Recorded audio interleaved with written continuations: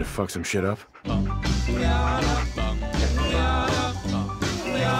Hello there, my fellow Wasteland Wonders and Vault Dwellers. What's up? It's Robbie with Opal Games, and we've got a ton of Fallout 4 news to go over, so use the video guide in the description below to skip ahead to such things as the total weapon count for this game, plus how many modifications we can expect from the game, and then also some new details about building settlements, modding capabilities for the PC, Xbox One, and PS4, no ending, infinite leveling, and so much more. So use that video guide to skip ahead to the info you seek. But we're going to start out with the weapons now.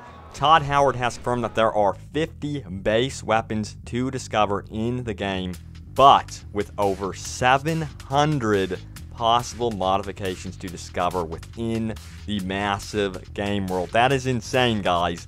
Over 700 possible modifications. I cannot wait to see all of the variations in all of the Let's Plays that will be definitely on YouTube.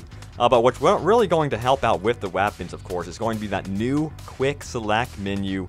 That's going to be to the lower right of your screen. It's shaped like a cross, and you use your D-pad, or if you're on your PC, use your arrow keys, whatever you have it mapped to.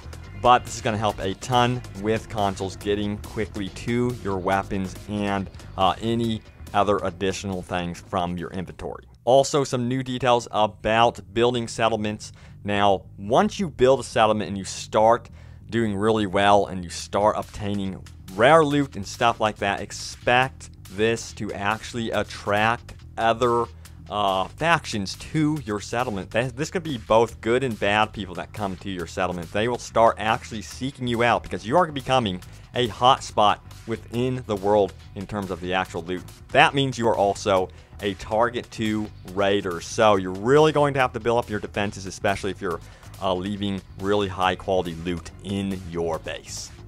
Also, Todd Howard compares this mechanic to Minecraft. He said it's going to be the Minecraft for Fallout fans, which is saying a lot. We all know how popular Minecraft is.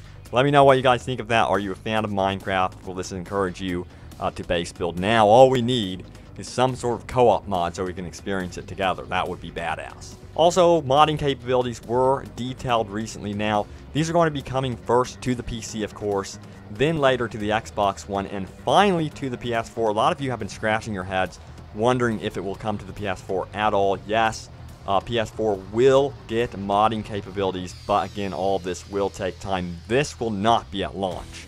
So how much time it is going to take, that's up to Bethesda. That's going to be interesting because they have promised modding. So hopefully they get that in a timely manner. And yes, there will be no ending to this game and infinite leveling. Now, with Fallout 3, it just ended. You were not allowed to explore the open game world once you completed the story. Now, with infinite leveling, there's going to be no reliance on DLC for a little while, so that's good news. And there's going to be a Skyrim sense of exploring after the game ends. Also, remember, Fallout 3 stopped at level 20, so this is going to be interesting. So, I would imagine that leveling would become more difficult as you progress and play the game. I hope that's actually the case. So, as you get further down your level tree, maybe like level 25 or whatever, it's going to take longer for you to actually obtain the next level, I would think. But the big question is, do you guys prefer a New Game Plus option or infinite leveling? Now, Bloodborne has it where you can go into a New Game Plus option, experience harder enemies, stuff like that, while retaining your level. That's the question. Would you guys like to have the ability to retain your level and then start over the story? Or do you just want to continue exploring infinitely throughout the game world? Let me know in the comments below if you prefer New Game Plus or infinite leveling. And since we are on new-gen consoles, we are going to be getting larger scale battles. This is really big news because Fallout has always had troubles with rendering large-scale battles, those amazing set-piece moments. So apparently, Fallout 4 will be adopting those bigger, larger-scaled battles. This is according to GameSpot. You can actually check out their video in the description below. They actually went to Gamescom and actually got to see it firsthand. Which I really wish I could have done. I really want to see and get my hands on this game. It looks fantastic. And by the way, if you didn't hear, I was on Mr. Matty Plays ham radio broadcast. It was a total freaking blast. I had a blast talking with Mr. Matty Plays. the Lone Vault Wonder, and Vault Dude. So be sure to check that out in the description below for some hilarity, some Fallout 4 news. Doom was actually discussed as well, so check that out in the description below, but I hope to work with Mr. Matty Plays more in the future, so look forward to it.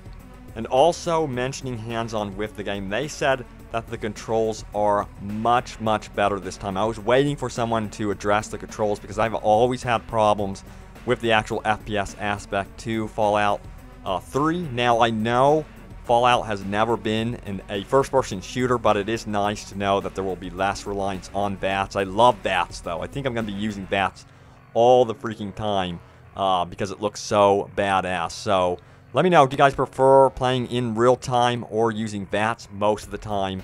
I think I'm going to be, of course, doing a combination of both of them. But the nice thing also is VATS is going to be slow-mo, real time. It's not just going to pause the game altogether. So you will still have to think on your toes.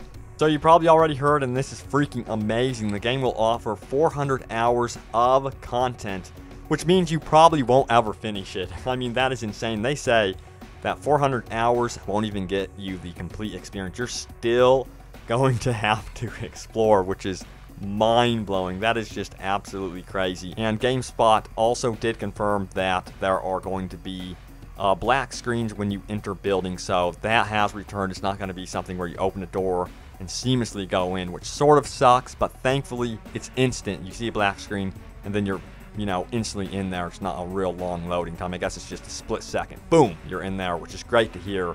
That was my biggest worry. But let me know what you guys think about Fallout 4. Man, it is shaping up to be the game of the year for 2015. That and Star Wars Battlefront for me are going to definitely be tied. You're going to have your big single-player experience with Fallout 4, then your multiplayer-centric experience. So it's really going to balance out your gaming life, I think, for sure. But thank you so much for watching. Stay tuned for more Fallout 4 news, videos, gameplay demonstrations, and of course, once we actually get the game, we will be playing the hell out of it, offering tips, tricks, and all sorts of stuff here on Open World Games. So look forward to that. Again, thanks guys. Stay tuned, and may the Force be with you. Just kidding. See you guys soon enough in the Wastelands, my fellow Vault Dwellers and Wasteland Wanderers.